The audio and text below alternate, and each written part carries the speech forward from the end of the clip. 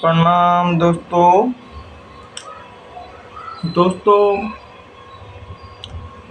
आज हम बात करेंगे दोस्तों कि जो गहरी साधना में जो साधक उतरते हैं उनको रोना क्यों आता है। दोस्तों, जो साधक गहरी साधना में परमात्मा में उस मालिक में विलीन होने लगते हैं तो उनको रोना क्यों आता है। दोस्तों, तो जब तक कोई साधक पिघलेगा ही नहीं तो उस मालिक से मिलने के योग्य कैसे हो सकता है। और रोने से अच्छा तो मैं दोस्तों मानता हूँ, रोने से अच्छा तो दोस्तों कोई साधना नहीं है। अगर आप साधना में रो नहीं रहे हो तो आपने अभी तक स्पिरिचुअल लाइफ की, अध्यात्म की दुनिया में भी प्रवेश ही नहीं किया। तो रोना तो दोस्तों अध्यात्म का द्वार है। दोस्तों, स्पिरिचुअलिटी वो रूहानियत का द्वार है। जब तक कोई साधक अभी रोना ही नहीं आया उसे प्रभु के लिए, उस मालिक के लिए, तब तक वो परमात्मा को क्या महसूस करेगा, मालिक को क्या महसूस करेगा। मालिक तो दोस्तों रो के ही पाया जा सकता है, क्योंकि क्या खूब कहा है किसी ने, असकस कंद न पाइया जिन पाया तिन रोए, हंस खेल पिया मिले तो कौन दुहागन रोए। दोस्तों, हंस खेलने से अगर वो मालिक मिलता तो उसके लिए कड़ी साधना कौन करता, घंटों साधन ध्यान भजन, उससे मोहब्बत उससे प्यार कौन करता। दोस्तों, मैं दोस्तों अपना आपको थोड़ा अपना अनुभव शेयर करूं तो मैं ये कहूँगा, मोहब्बत से बड़ी कोई साधना नहीं है। जिसकी परमात्मा से मोहब्बत, अपने गुरु से मोहब्बत हो गई, उसको मुक्ति और मोक्ष मिलेगा। मित्रों, गारंटी कह रहा हूँ मैं। जब तक तुम्हारी अपने मुर्शिद, उस मालिक से, उस परमपिता परमात्मा से मोहब्बत नहीं हुई, बाकी आपने सब कुछ कर लिया, व्रत कर लिए, तीर्थ कर लिया, भजन कर लिया, तब भी कुछ नहीं होगा। दोस्तों, जिस दिन आपकी मोहब्बत हो गई उस मालिक से, उस परमपिता परमात्मा से, निश्चित ही आपको मोक्ष मिलेगा। ये इसको कोई नहीं रोक सकता, क्योंकि मोहब्बत से बड़ी दोस्तों कोई साधना नहीं है। दोस्तों, जहाँ मोहब्बत पहुँच सकती है, जहाँ प्रेम पहुँच सकता है, वहाँ और कोई चीज़ नहीं पहुँचती। तो एक संत कह रहे थे दोस्तों कि मोहब्बत ही तुम्हें आत्मा तक ले जाती है। जब तक तुम्हारे अंदर मोहब्बत नहीं होगी, प्रेम नहीं होगा, तब तक कोई साधन, कोई भजन तुम्हें उस आत्म दर्शन नहीं करा सकता।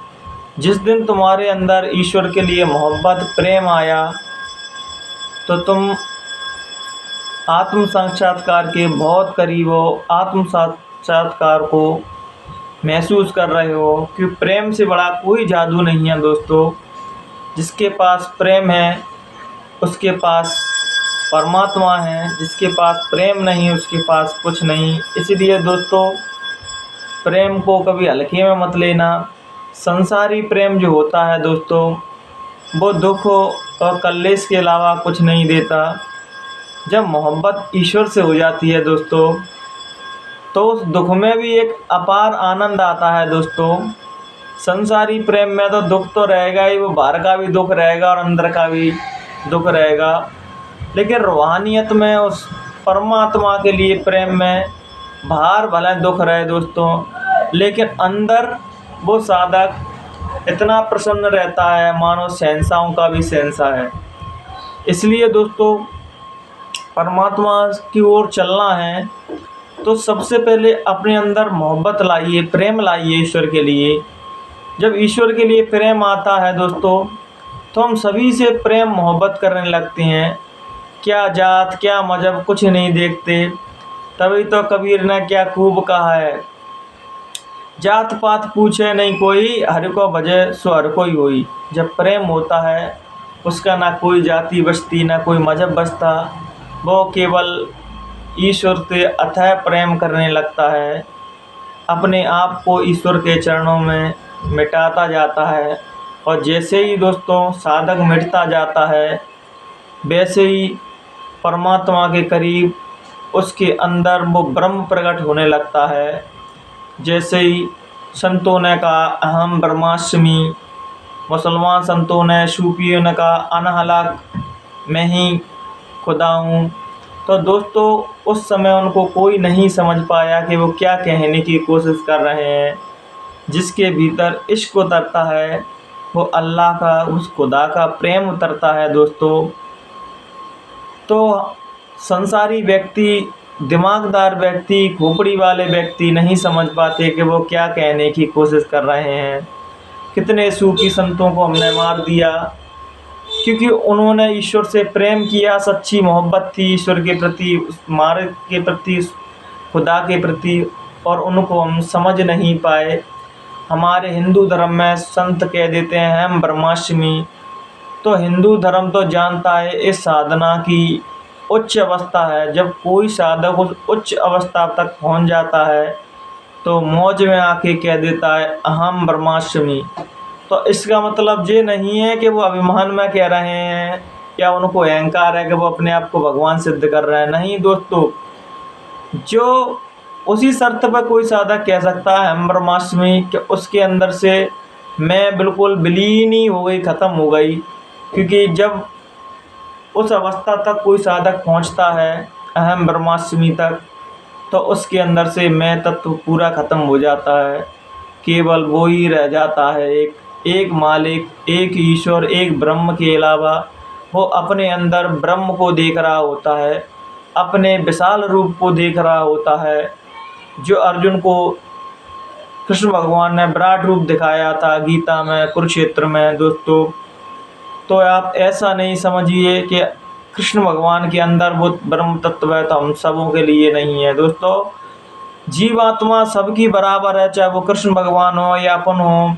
बस ये अंतर है कि कृष्ण भगवान ने वो जान लिया ज्ञान, उस आत्माओं का ज्ञान प्राप्त कर लिया, उस ब्रह्म को जान लिया, उनने विराट स्वरूप दिखा दिया।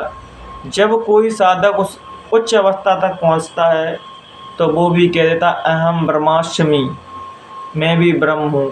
क्योंकि वो अपने अंदर दोस्तों ब्रह्म के अलावा कुछ देख ही नहीं रहा होता है।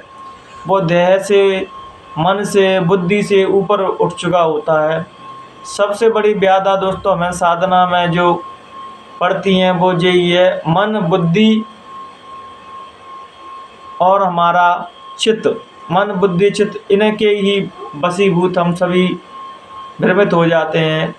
हम जब भी परमात्मा की ओर चलते हैं, किसी साधक को सुनते हैं, किसी संत को सुनते हैं, तो खोपड़ी ही तल पर सुन के रह जाते हैं दोस्तों। और भक्ति भाव दोस्तों हृदय तल की बात है दोस्तों, भाव की बात है दोस्तों। भक्ति वाला व्यक्ति, साधना वाला व्यक्ति भाव में जीता है दोस्तों। जो चीज़ होती भी नहीं है उनको क्रिएट करने लगता है। पहले तो दोस्तों वो भगवान को, उस अल्लाह को, उस परमात्मा को महसूस करता है, और जब वो धीरे धीरे उस महसूस में डूबता जाता है तो धीरे धीरे उसका साक्षात्कार भी होने लगता है दोस्तों। इसलिए दोस्तों जो भजन है, जो भगवान की भक्ति है दोस्तों, वो खोपड़ी वाला व्यक्ति नहीं कर पाता है। जो हृदय तल पे जीता है दोस्तों, जो दिल के तल पे जीता है, वो परमात्मा को महसूस कर सकता है। इसलिए तो किसी ने क्या खूब कहा, जो सब कुछ खो के पड़ी रह गई वही खोपड़ी है दोस्तों। और हम संसार में दिन भर खोपड़ी दौड़ाते हैं। मैं उसके लिए मना नहीं करता, जब आप संसार में रह रहे हो तो संसार में सब खोपड़ी ही खोपड़ियाँ हैं दोस्तों। अगर खोपड़ियों के संग रहना है, उनके संग आगे लाइफ को सरवाइव करना है तो खोपड़ी दौड़ाना स्वाभाविक है। लेकिन जब हम भगवान के मार्ग पे आते हैं, अध्यात्म के मार्ग पे आते हैं, स्पिरिचुअलिटी के में आते हैं, तब भी हम खोपड़ी दौड़ाते हैं। इसलिए हम ईश्वर से, उस मालिक की कृपा से, उस परमात्मा की महिमा से वंचित रह जाते हैं कि मालिक हमसे क्या कहने की कोशिश कर रहा है। क्योंकि जो खोपड़ी देने ही वाला वो तुम्हें है, उसके सामने भला तुम क्या खोपड़ी दौड़ाओगी। इसलिए मेरी एक बात हमेशा याद रखना, जब भी किसी साधक से मिलो, किसी संत से मिलो, किसी मुर्शिद से मिलो, किसी गुरु से मिलो, किसी मंदिर में जाओ, चर्च में जाओ, गिरजाघर में जाओ, दरगाह में जाओ, तो कृपया वहाँ खोपड़ी मत दौड़ाना। अगर आपने अपनी खोपड़ी दौड़ाई, दिमाग लगाया, तो आप माँ से कृपा कुछ नहीं ले पाओगे, माँ की रूहानियत को कभी महसूस नहीं कर पाओगे। इसलिए जब भी कहीं आप तीर्थ स्थलों पर जाओ तो हृदय तल पर जाओ और उन्हें महसूस करो। वहाँ जाके बैठो, आंख बंद करके ध्यान करो, भजन सुमरण करो दोस्तों। तब हम उन चीज़ों को महसूस करते हैं कि वास्तव में वो चीज़ हमें क्या डायरेक्शन देना चाह रही हैं, क्या बताना चाह रही हैं। ईश्वर से दोस्तों वही व्यक्ति जुड़ सकता है जो हृदय तल पे जीता है। खोपड़ी तल पे जीने वाले व्यक्ति कभी ईश्वर से नहीं मिल पाते। इन्हीं विचारों के साथ मित्रों हम अपनी वाणी को विराम देंगे। अगर मुझसे कहने सुनने में कोई भी गलती हुई हो तो अपना सभी मुझे बेटा समझ के माफ़ कर देना। प्रणाम दोस्तों।